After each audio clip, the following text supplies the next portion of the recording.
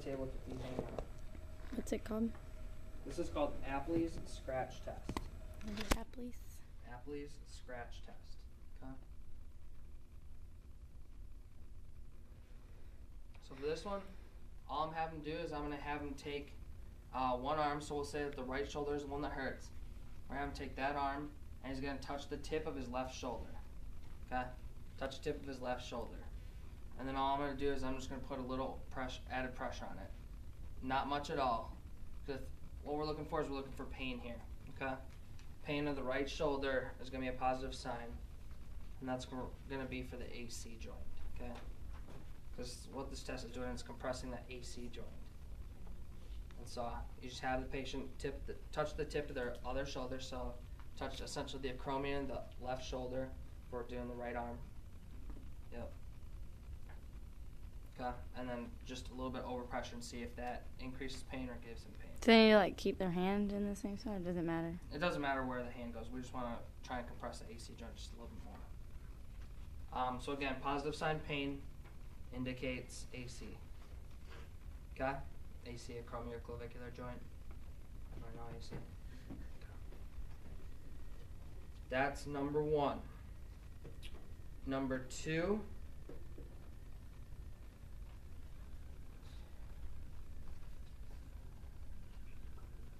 Okay.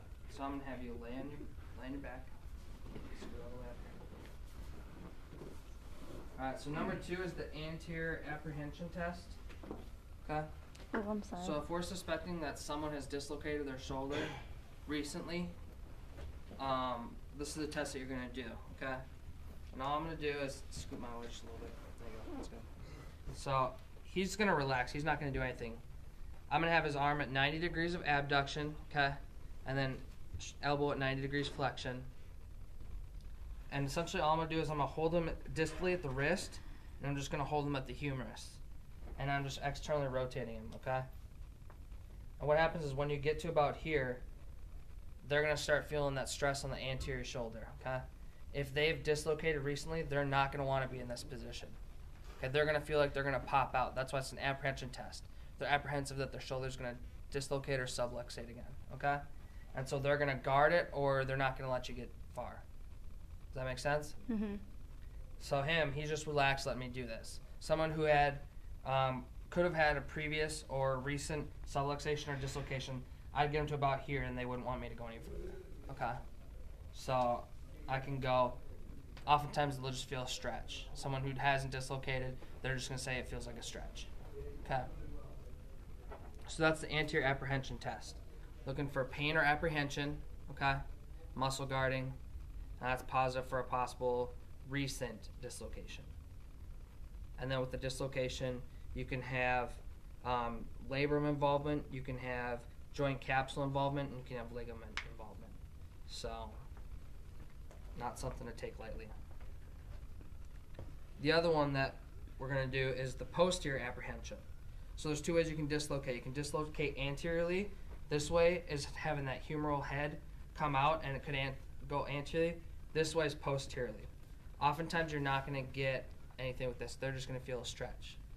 If you remember back to the first class or the second class we talked about, this was a type of stretch, a sleeper stretch, that someone can do on their own. So they'll feel a stretch.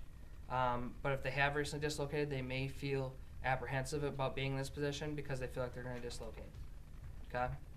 The other thing you can do is slide my way even more so your shoulders off the tip. There you go. The other thing you can do is you can have them basically like this. So it's 90 degrees of forward flexion and then 90 degrees of elbow flexion, all right? And you can just apply basically an axial load just straight down, okay? Trying to push that shoulder joint basically out the back, okay? So oftentimes with linemen in football, when they're blocking with their arms extended, and then they have a force pushing on them. So they're going to feel like they come out posteriorly. So you get them in this position because linemen are so big, they just feel like this is stretching them, okay? So if you do this, then they're like, yeah, it feels like it's going to slip out. Or they may even get the feeling of a subluxation. So that's the same test? Mm-hmm. So, and it's the posterior? Yep. For all intents and purposes, this is going to be your anterior, this is going to be your posterior. But in real life, oftentimes you're just going to get a stretch this way. Mm-hmm. So if you do it this way, you're going to get a better result. or you're gonna get better information from the athlete or the patient. Okay. So same signs. Positive is apprehension, muscle guarding, pain, and then that's for a possible recent dislocation or subluxation. Okay. Okay. Last one I'm gonna have you do is sit up again. Just hang your knees at the end of the table. I'm gonna scoot my one just a little bit. There you go. Just hang your arm down the side. So if everyone wants to come around over here so they can see this. Oh, you didn't have to do that for me. Just give me a time. Alright, so this is called the Sulcus sign. S-U-L-C-U-S sign. Alright? And Sulcus sign tests for multi-directional instability, or MDI. Okay? What we're doing is we're looking at the tip of the shoulder, okay? So you find out where that acromion ends, which his is right here. And essentially you can either put your finger there, or in some people you'll be able to see it. Alright? Put my hands basically right around the femoral. It's been a long day. The humerus, the distal part of the humerus, and I'm just applying a traction to this joint. So I'm trying to pull the humerus down. Okay? So if I'm at the tip of the shoulder, I can feel some spacing in there, or some gapping. Okay? Again, on bigger players, you're not going to see it because they have all that muscle mass. So that's where you're going to feel the gapping. If you have a skinnier person, or volleyball athlete or something, and you just pull down, you'll see it, it'll almost like dimple in right there, okay? Because the shoulder joint is kind of, one of you can go get that. Because the shoulder joint is kind of like a suction joint, okay? So when you try and separate that, the skin kind of gets sucked in. So that's where you're going to see that sulcus, okay? What does that mean?